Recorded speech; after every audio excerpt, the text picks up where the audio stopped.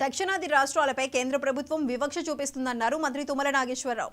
Railway నీటి వనరుల పంపిణీలో తీవ్ర అన్యాయానికి గురవుతున్నామన్నారు. రాష్ట్ర ప్రయోజనాలు కాపాడుకోవాలంటే అన్ని పార్టీలు ఏకం కావాలని పిలుపునిచ్చారు.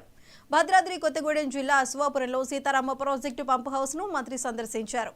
ఎకరం పొలం కూడా ఎండిపోకుండా సాగునీరు అందించాలనే లక్ష్యంతో గోదావరి జలాలను వదులుతున్నామన్నారు. పినపాక నియోజకవర్గంలోని అన్ని మండలాలకు మారెళ్లపాడు లిఫ్ట్ ఇరిగేషన్ ద్వారా సాగునీరు అందిస్తామన్నారు. మంత్రి తుమ్మల పర్యటనలో స్థానిక ఎమ్మెల్యే పాయం వెంకటేశ్వర్లు, అశ్వారావుపేట ఎమ్మెల్యే జారే ఆదినారాయణ అధికారులు పాల్గొన్నారు.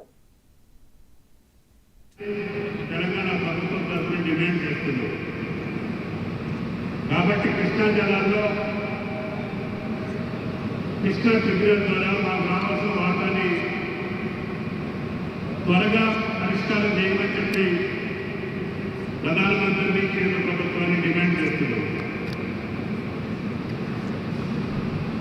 కాబట్టి దయచేసి కేంద్ర ప్రభుత్వం ఇప్పటికైనా మనసు పెట్టి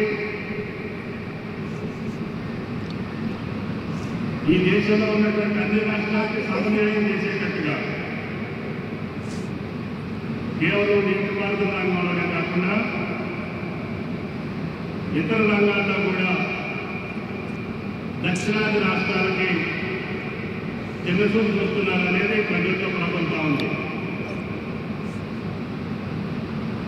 ఈ భారతదేశం యొక్క ఆదాయంలో నేను కట్టేటటువంటి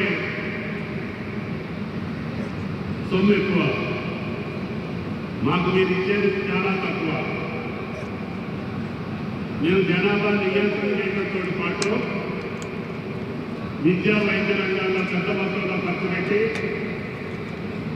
మా రాష్ట్రాలను అభివృద్ధి చేస్తున్న ఫలితంగా మాకు కేంద్రం ఇచ్చేటటువంటి నిధుల్లో కూడా కోతపడతాం.